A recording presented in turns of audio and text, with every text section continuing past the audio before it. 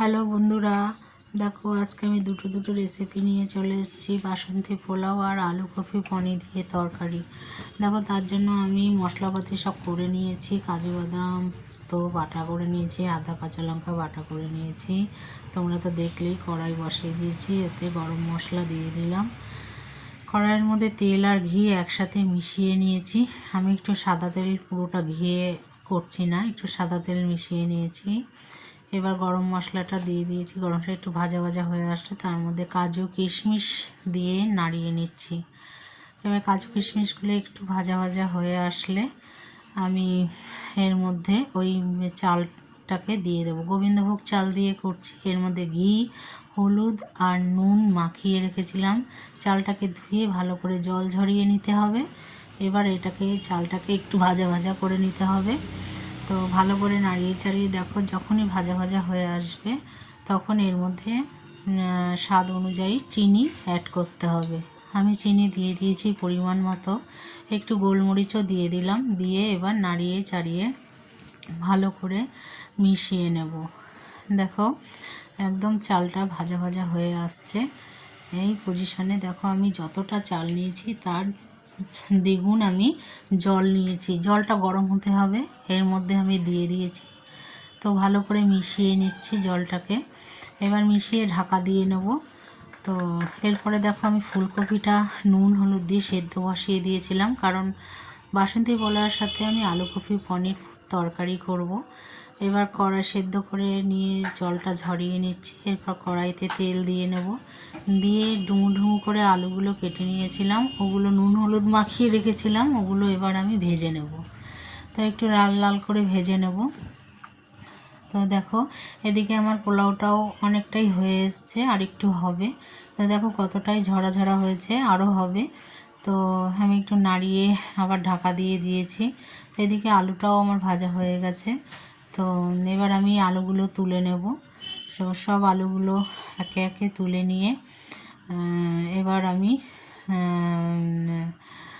তো কড়াইতে আবার তেল দিয়ে দিয়েছি। তেল দিয়ে এবার আমি ফুলকপিগুলোকে হালকা করে একটু ফ্রাই করে নেব। সমস্ত ফুলকপিগুলো দিয়ে নাড়িয়ে চাড়িয়ে, যাতে আগেই আমি একটু সেদ্ধ করে নিয়েছিলাম ফুলকপিগুলো। দেখো পোলাওটা বেশ সুন্দর হয়েছে। তো ঝরা ঝরা হয়েছে। দেখো বন্ধুরা, কালারটাও খুব সুন্দর এসছে। আমি কিন্তু কালার মেশাইনি। তো দেখো খুব সুন্দর হয়েছে। এত সুন্দর গন্ধ বেরোচ্ছিল না বন্ধুরা, মানে আমি এখন ভয়েস ওভার দিতে এসে আমার জিভ দিয়ে জল বেরিয়ে গেছে। তো দেখো এবার ফুলকপিটা আস্তে আস্তে করে আমি একটু লালচে লালচে করে ভেজে নেব, যাতে ফুলকপির গায়ে যে গন্ধটা থাকে ওটা না থাকে। এবার তেলের মধ্যে ফোড়ন দিয়ে আমি এর মধ্যে আদা কাঁচা লঙ্কা আর টমেটো বাটাটাকে এর মধ্যে দিয়ে দেবো। দিয়ে ভালো করে কষিয়ে নেব। নুন হলুদ পরিমাণ মতো দিয়ে নেব। দিয়ে যতক্ষণ মশলাটার কাঁচা গন্ধ না যায় ততক্ষণ ধরে মশলাটাকে কষিয়ে নেব। তারপর আমি কাজু বাদাম বেটে রেখেছিলাম, ওই কাজু বাদাম বাটাটাকে এর মধ্যে দিয়ে দেব। কাজু বাদাম আর চাল মগজ বাটা এই দুটোকে একসাথে বেটে নিয়েছিলাম। এবার পরিমাণ মতো একটু চিনি দিয়ে দিলাম, যাতে সমস্ত টক ঝালটা ব্যালেন্স থাকে। তো এবার মশলাটাকে ভালো করে কষে, দেখো সুন্দরভাবে কষে গেছে। তো মশলাটাকে কষাতে হবে ভালো করে।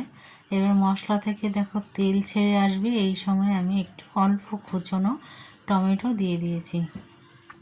তারপরে আমি ভাজা আলুগুলো এর মধ্যে দিয়ে দেব। তো ভাজা আলুগুলো দিয়ে ভালো করে আমি আবারও মশলাটাকে কষাতে থাকবো। তো দেখো বন্ধুরা কি সুন্দর রং এসছে। আমি কিন্তু কোনো শুকনো লঙ্কা ব্যবহার করিনি এর মধ্যে, বা কোনো রঙও ব্যবহার করিনি, পুরোটাই কাঁচা লঙ্কার পরে হচ্ছে। তো এবার আমি এর মধ্যে পনিরটা দিয়ে দেবো।